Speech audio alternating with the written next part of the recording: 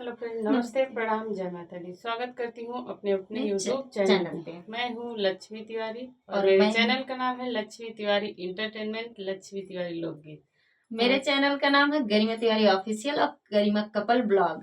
तो उस पे ब्लॉगिंग करती हूँ, आप सब लोग जाके देखिएगा। और इस पे मैं गाना गा के डालती हूँ। तो आज मैं चल रही हूँ अपने देश की शान के बारे में गाना गाने।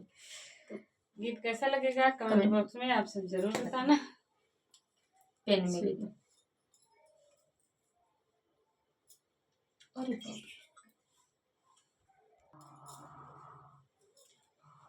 तिरंगा हमरे हिंद के निशान बा, भारत के शान बा ना। तिरंगा हमरे हिंद के निशान बा, भारत के शान बा ना। शान बा ना हो, शान बा ना। तिरंगा हमरे हिंद के निशान बा, भारत के शान बा ना। तीन कलर एक संग ऊपर केसरिया रंग, तीन कलर एक संग ऊपर केसरिया रंग। केसरिया रंग जंग के ऐलान बा, भारत के शान बा ना। केसरिया रंग जंग के ऐलान बा, भारत के शान बा ना।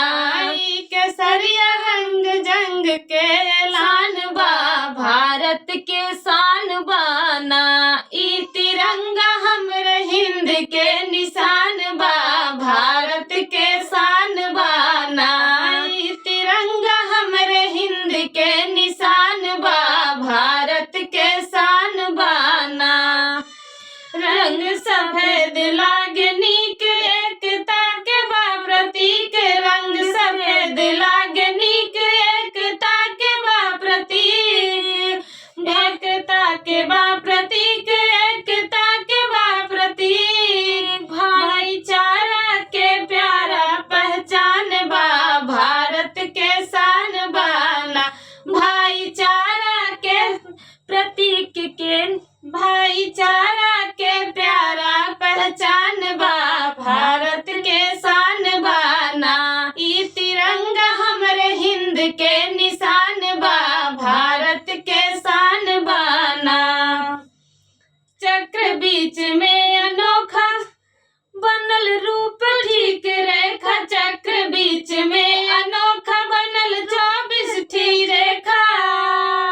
चक्र बीच में अनोखा बनल 24 ठी रेखा, बनल 24 ठी रेखा, बनल 24 ठी रेखा।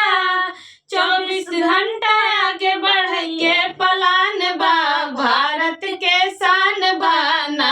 24 घंटा आगे बढ़ के पलान बा, भारत के शान बाना।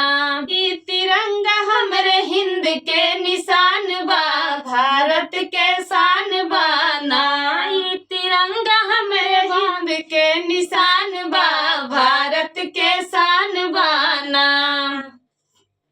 रंग हरा के पहचान, हरा भरा हिंदुस्तान। रंग हरा के पहचान, हरा भरा हिंदुस्तान।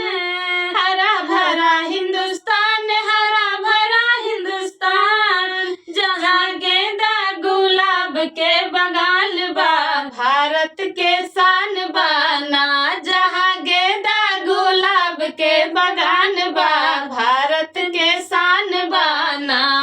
तिरंगा हमरे हिंद के निशान बा, भारत के शान बाना। तिरंगा हमरे हिंद के निशान बा, भारत के शान बाना। तो कैसा लगा? तो भारत के हम लोग के शान है, कभी नीचे न रही, हमेशा ऊपर लहरत रही और आगे बढ़त रही। और आप लोग ऐसे सपोर्ट करत रहे जो ये हमार भारत कबो आगे ना, अरे आगे बढ़े, पीछे घटे ना। जय हिंद, जय भारत।